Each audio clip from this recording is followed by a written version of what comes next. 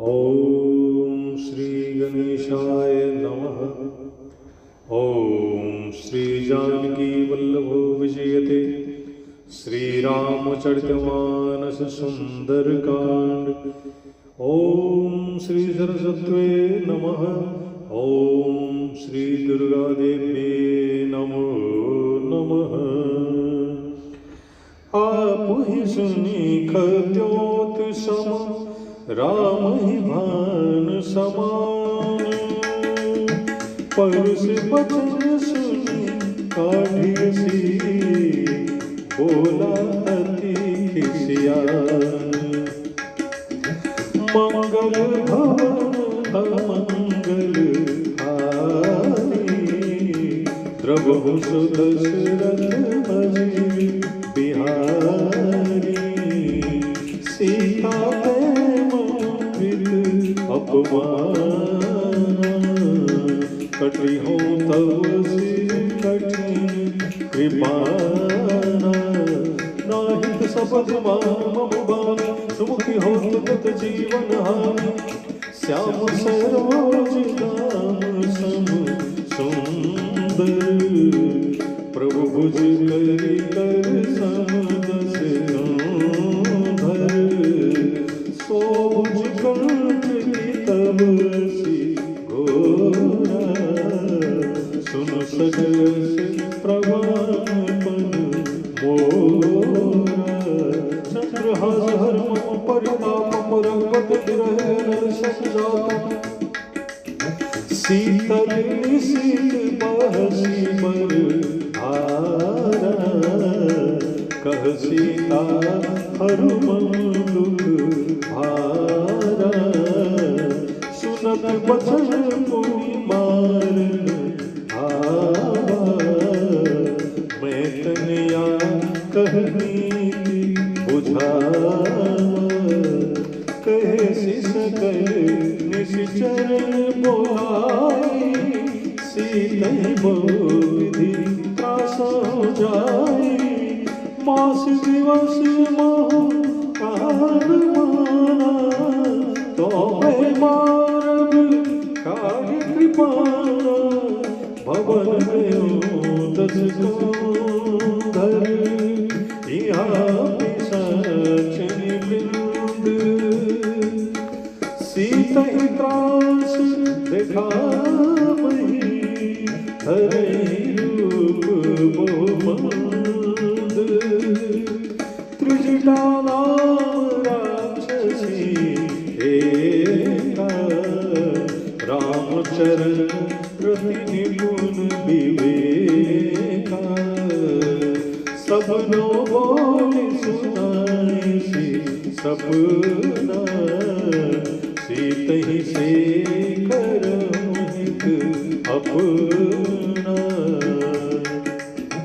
सपने बानर लंका जारी। जातु धान सेना सब मारी। खर आरूढ़ नगद लस सीसा। मुंडित सिर खंडित भुज बीसा।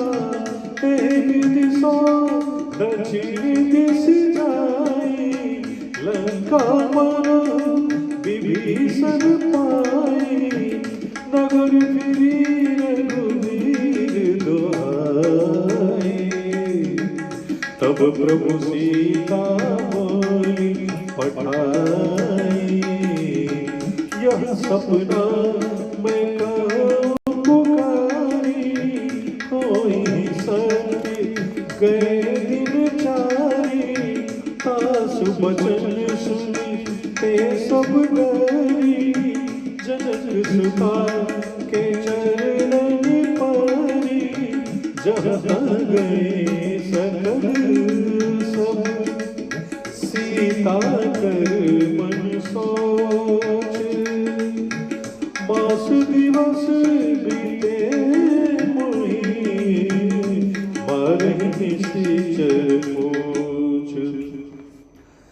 भगवत रसिक सज्जनों, आप सबने पिछली कथा में सुना था आपो ही सुनी खद्योत सम राम भान समान, परस वचन सुनि काढ़सी बोला अति खिसियान। रावण अपना तलवार निकाल लेता है और सीता जी को कहता है, तुमने मेरा घोर अपमान किया है, इस तलवार से मैं तुम्हारा सिर ही काट डालूंगा।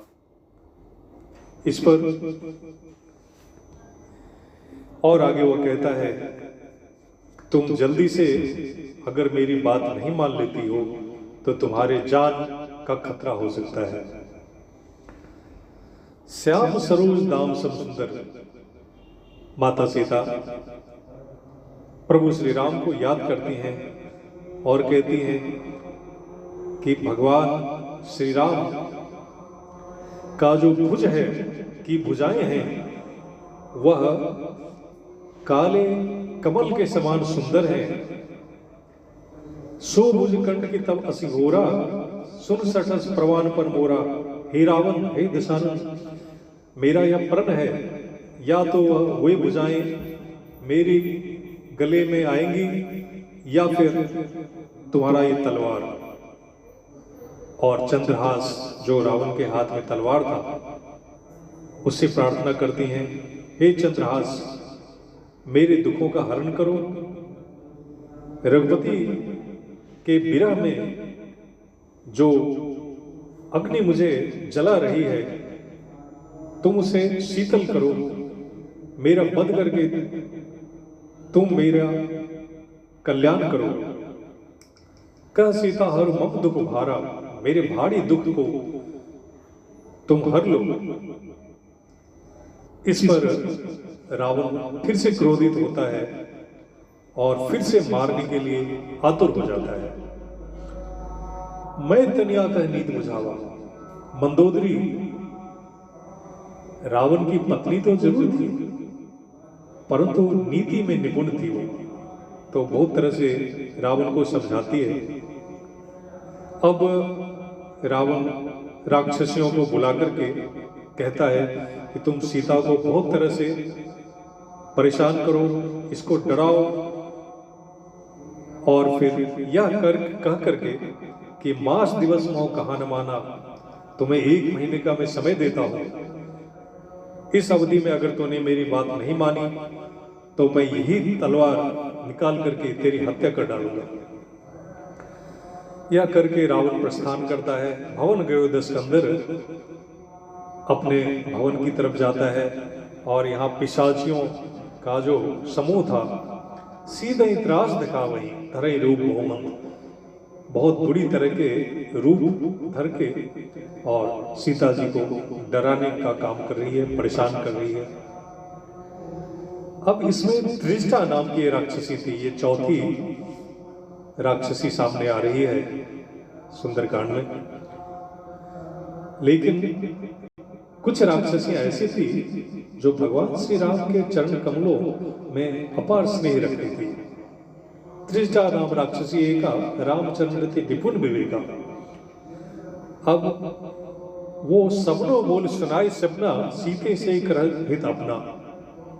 एक सपना सुनाती है, वह कहती है कि मैंने कल ही एक सपना देखा कि सपने में एक वानर आया है और पूरी लंका को वह जला डाल रहा है, सभी सेनाओं को मार डाल रहा है। और रावण को मैंने देखा कि गधे पर चढ़कर नग्न वो सारे लंका में सर मुड़ाकर और अपने 20 भुजाओं का खंडन करके, जो खंडित हो चुका है, दक्षिण दिशा की तरफ जा रहा है। और ये लंका विभीषण के अधिकार में है अभी। भगवान श्री राम लंका में आके और प्रभु साक्षात माता सीता को यहाँ से लिवा ले गए हैं। और यह सपना मैं आप सबों को सत्य कह रही हूँ कि 2-4 दिनों में यह सपना सच होने वाला है। तासु बचन सुनि ते सब डरी, जनक सुता के चरणन पड़ी। उनका ये सपना सुन के, वचन सुन के सभी पिशाचियां डर गई और माता सीता के चरण में पड़ जाती हैं। अलग अलग दिशाओं में फिर वो चली जाती हैं। तब माता सीता के मन में यह सोच अब जागृत होता है कि रावण ने मुझे मास भर का, महीने भर का समय दिया है, उसमें तो ये रावण मुझे मार ही डालेगा, तो क्यों ना मैं अपना शरीर विसर्जन कर दूं। यह सोच करके माता सीता त्रिष्ठा से बोलती हैं, हे माता, आप ही मेरी विपत्ति का हरण कर सकती हैं। आप मेरी संगनी हैं विपत्ति की, तजो देह कर वेग उपाय, दुसा बिरावनी सजाई।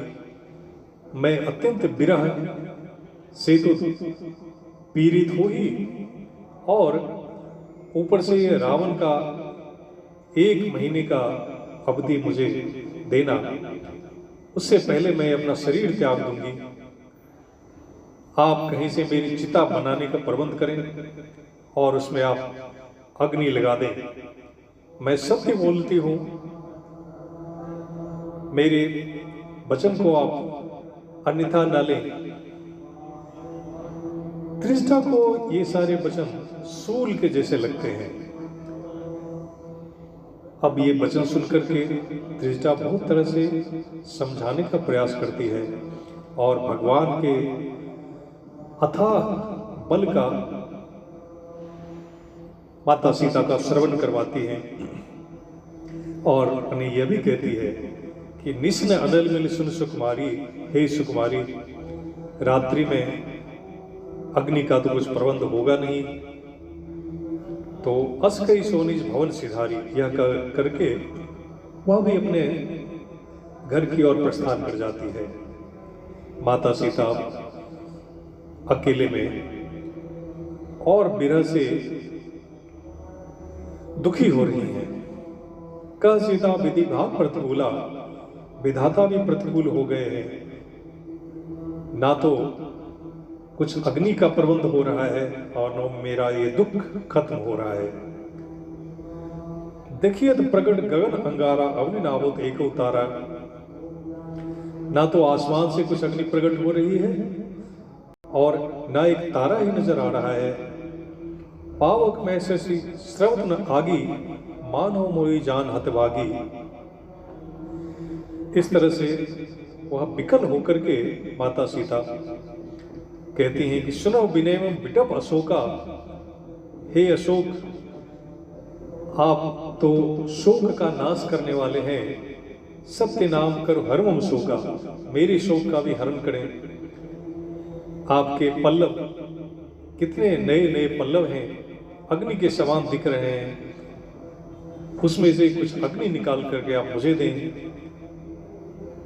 और मेरे समस्या का समाधान करें। हनुमान जी ऊपर छिप करके देख रहे थे। इस तरह से विरह से आकुल माता सीता को देख करके, देख परम विरहाकुल सीता, सोचन कपे कल्प संबीता। एक एक क्षण एक कल्प के समान उनका बीत रहा है हनुमान जी का। और आप आगे की कथा में सुनेंगे किस तरह से उन्होंने अंगूठी जो उन्हें चिन्ह में श्री रामचंद्र जी ने दिया था वह नीचे गिराते हैं। कपि करे हृदय विचार, दिन मुद्रिका डालते वो, जन अशोक अंगार दिन हरस उठ कर गए हो। ये आगे की कथा अगले एपिसोड में आप सुनेंगे। तब तक के लिए जय श्री राम।